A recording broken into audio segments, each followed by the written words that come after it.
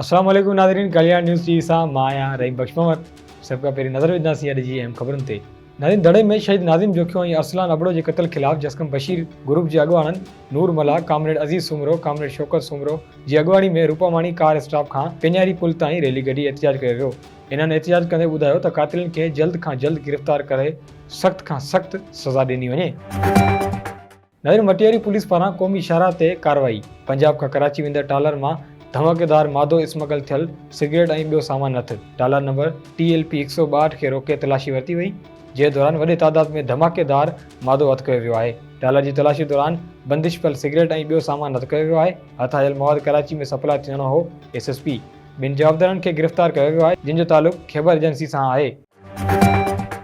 नईं बांसियाबाद जे भरिसां Usman मरवंदी cotton factory लॻ बुबक फैक्ट्री जे ट्रैक्टर जे साइलेंसर जो शोलो फुटियुनि जे मथां किरण सां बाहि लॻी वई। बाहि लॻण सां करोड़ रुपयनि जो नुक़सान। लॻभॻि लख मण खां मथे पियल फुटी खे बाहि विकोड़े वई। करोड़ रुपयनि जी फुटियूं सड़ी खाक थी वयूं। पार्को कंपनी जी फायर ब्रिगेड पहुची बाहि ते ज़ाब्तो आंदो। नवाबशाह में कणक जी फ़ी एकड़ पैदावार लाइ भाणनि जो मतवाज़न इस्तेमालु वक़्त जी ज़रूरी आहे। FFC पारां नवाबशाह में कणक जे फ़ाइदेमंद पोख बाबति सेमिनार मुनक़द कयो वियो, जंहिं में फार्म एडवाइज़री सेंटर हैदराबाद जे सरबराह जलील अहमद जरवार, रीजनल मैनेजर कदीर अहमद, सेल्स ऑफिसर ऐं ज़राअत ऑफिसर उमेर इस्लाम, डायरेक्टर एग्रीकल्चर एक्सटेंशन शहीद बेनज़ीराबाद अब्दुल मजीद वस्त्रो ऐं ॿियनि शिरकत कई। प्रोग्राम जे ख़ासि महिमान डॉक्टर करीम बख्श लगारी, डायरेक्टर कणक रिसर्च इंस्टीट्यूट सकरन। प्रोग्राम खे ख़िताब कंदे जलील अहमद जरवार ॿूटनि में भाण जी अहमियत ऐं भाणनि जे मतवाज़न इस्तेमाल ते ज़ोर ॾींदे चयो त FFC पारां हारियुनि खे मुफ़्त ज़रई सहूलियतूं फराहम करण खां अलावा फ़ी एकड़ पैदावार वधाइण लाइ भाणनि जो मतवाज़न इस्तेमालु ज़रूरी आहे। FFC रीजनल हेड कदीर अहमद चयो त FFC जे समाजी ख़िदमत सां गॾोगॾु हारियुनि लाइ कंपनी जी मयारी भाण बाबति ॼाण ॾिनी वञे। प्रोग्राम में हारियुनि जे वॾे अंग शिरकत कई ऐं सवाल जवाब जे सेशन में हिसो वरितो वियो। हारियुनि खे कणक जी बहितर पोख बाबति डॉक्यूमेंट्री पिणु ॾेखारी वई। नवाबशाह अमीर जमियत इस्लामी सिंध मोहम्मद हुसैन मेहनती चयो आहे त हुज़ूर सल्लल्लाहु अलैहि वसल्लम जिन जी सीरत तैयबा समूरी इंसानियत लाइ ऊंदाही में रोशनी जो किरणो आहे। नबी सल्लल्लाहु अलैहि वसल्लम जिन सां इश्क ऐं मोहबत जी इहा तक़ाज़ा आहे त सुन्नत रसूल सल्लल्लाहु अलैहि वसल्लम ते मुकमल तौरु अमल कंदे निज़ाम मुस्तफ़ा लाइ जाकोड़ कई वञे। महांगाई, बेरोज़गारी, अमन अमान ख़राब सूरत हाल आम माण्हुनि जो जीअण जंजाल करे छॾियो आहे।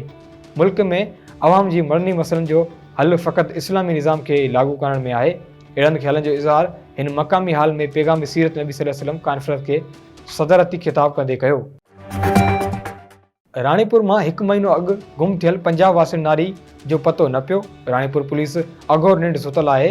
असांजी नारी खे अगवा कयो वियो आहे। गंबट में वारसनि जो एहतिजाज। IG सिंध ऐं ॿियनि वसवारनि खां नारी जी बाज़ियाबी जो मुतालबो। ख़बर मूजिबि 1 महीनो अॻु राणीपुर मां गुम थियल पंजाब वासी नारी नूरीन ज़ाल मोहसिन वटू जो हिनमहिल ताईं को बि पतो न पियो। नारी जी बाज़ियाबी लाइ वारिस सख़्त परेशान बणियल आहिनि।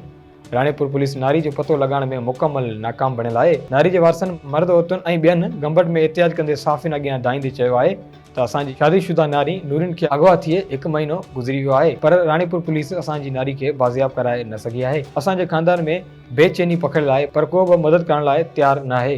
हिननि IG सिंध SSP खैरपुर खां मुतालबो कंदे घुर कई आहे त असांजी नारी खे बाज़ियाब कराए असां मिसकिननि जी वहार करे असांजे ख़ानदान मां खौफ़ ऐं बेचैनी ख़तमु कई वञे। नाज़रीन, ही हुयूं अॼु जूं अहम ख़बरूं। वधीक तफ़सीली ख़बरुनि लाइ विज़िट कंदा असांजी वेबसाइट www.dailykalyan.com ऐं असांजो Facebook ऐं YouTube पेज डेली कल्याण।